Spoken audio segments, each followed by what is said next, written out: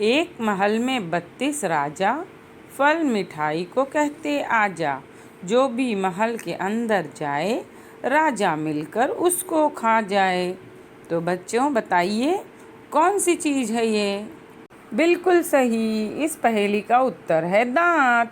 आज हम आपकी परिसर अध्ययन की पुस्तक में से पाठ 17 सुंदर दांत स्वस्थ शरीर। बच्चों, आप सोच रहे होंगे कि दांत और शरीर में क्या संबंध है, दांत की वजह से शरीर को क्या नुकसान पहुंच सकता है।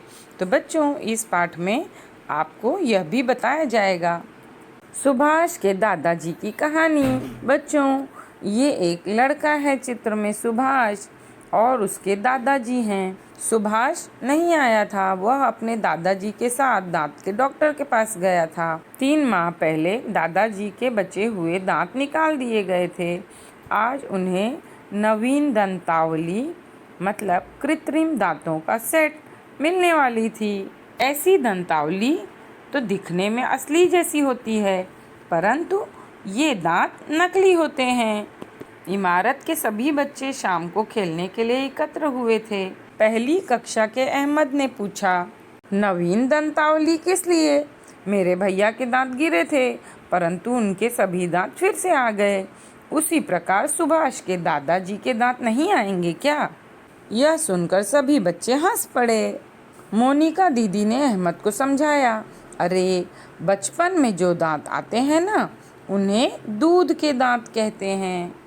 जब बच्चे बहुत छोटे होते हैं तो उनके मुंह में दांत नहीं होते, फिर धीरे धीरे जैसे वो बड़े होते हैं उनके दांत आना शुरू हो जाते हैं, और बचपन में आने वाले दांत को दूध के दांत कहते हैं, जो आयु के 7वें 8वें वर्ष में क्रमशः गिर जाते हैं। इसके बाद एक बार फिर से दांत आते हैं, उन्हें स्थायी दांत कहते हैं।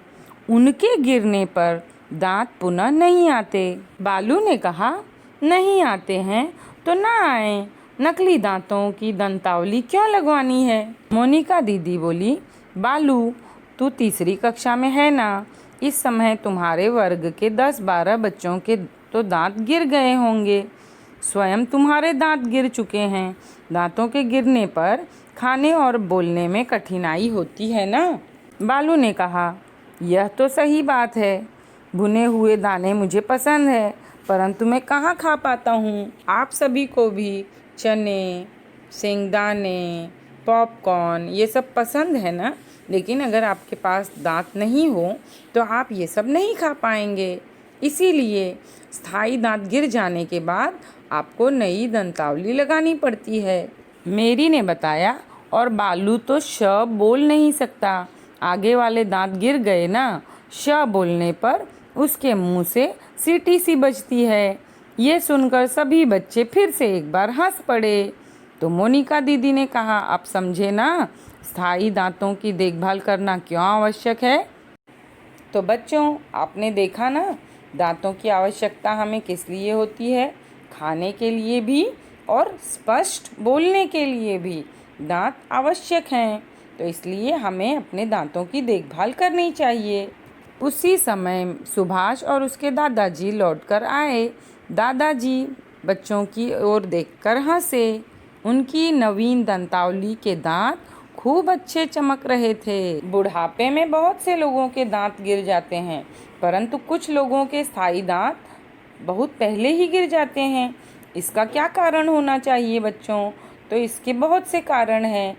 तंबाकू, गुटखा इत्यादि खाना, दांतों की सही देखभाल न करने के कारण स्थायी दांत बहुत ही कम उम्र में गिर जाते हैं। दांतों की सही देखभाल कैसे की जाए? कुछ भी खाने के बाद मुंह को अच्छी तरह स्वच्छ करो, गरारा करो। दांतों के अंदर और बाहर से दोनों ओर उंगली घुमाओ और कुल मिलाकर 5-6 बार कुल्ला करो। भोजन के कुछ कण मुख में ही रह जाते हैं, वे दांतों में तथा जीभ से चिपके रहते हैं, दांतों की दरारों में भी फंसे रह जाते हैं, और मुख के अंदर वैसे ही रहने पर वे सड़ते हैं, इसलिए मुख से दुर्गंध आती है। यदि बार बार ऐसा होता रहता है तो मसूड़े भी खराब हो जाते हैं। मसूड़ों में से रक्त और मवाद आना प्रारंभ हो जाता है। कालांतर में यह गंदा पदार्थ पेट के अंदर भी जाता है। इससे पेट के विकार होते हैं। इसके अतिरिक्त भोजन के सड़े हुए कण मुख में रहने के कारण उनके कुप्रभाव से दांतों में सड़न पैदा हो जाती है। धीरे धीरे दांत हिलने लगते हैं और अंत में गिर जाते हैं। हमें इससे बचना चाहिए। इसके लिए प्रतिदिन रात में सोने से पहले और प्रातःकाल सोकर उठने के बाद दांतों को स्वच्छ करना चाहिए। साथ साथ जीभ तथा मसूड़ों को भी स्वच्छ करना चाहिए। दांतों को स्वच्छ करने के लिए कुछ लोग नीम अथवा बबूल की दातुन का उपयोग करते हैं। कुछ लोग बाजार में मिलने वाले दंत मंजन का उपयोग करते हैं। घर में तैयार की गई राख का भी उपयोग किया जाता है। कुछ लोग ब्रश और पेस्ट का उपयोग करते हैं। दातुन अथवा राख का उपयोग करने पर दांतों की दरारें पूर्ण रूप से स्वच्छ नहीं होती। इसके अतिरिक्त राख खुरदुरी होती है और दातुन कठोर होती है। इनसे मसूड़ों को क्षति पहुंच सकती है। ब्रश तथा पेस्ट का उपयोग करने पर दांतों की दरारें अच्छी तरह स्वच्छ होती हैं। इसके अतिरिक्त पेस्ट से फेन झाग बनता है।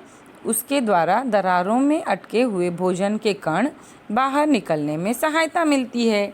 इसलिए हमें पेस्ट और ब्रश से ही दांत स्वच्छ करने चाहिए। दिन में 2 बार दांत स्वच्छ करने चाहिए। रात में सोने से पहले और सुबह सोकर उठने के बाद दिन में 2 बार दांतों को ब्रश और पेस्ट से अच्छी तरह साफ करना चाहिए। मसूड़े तथा जीभ की स्वच्छता पर भी ध्यान देना चाहिए। वीडियो देखने के लिए आप सभी का धन्यवाद।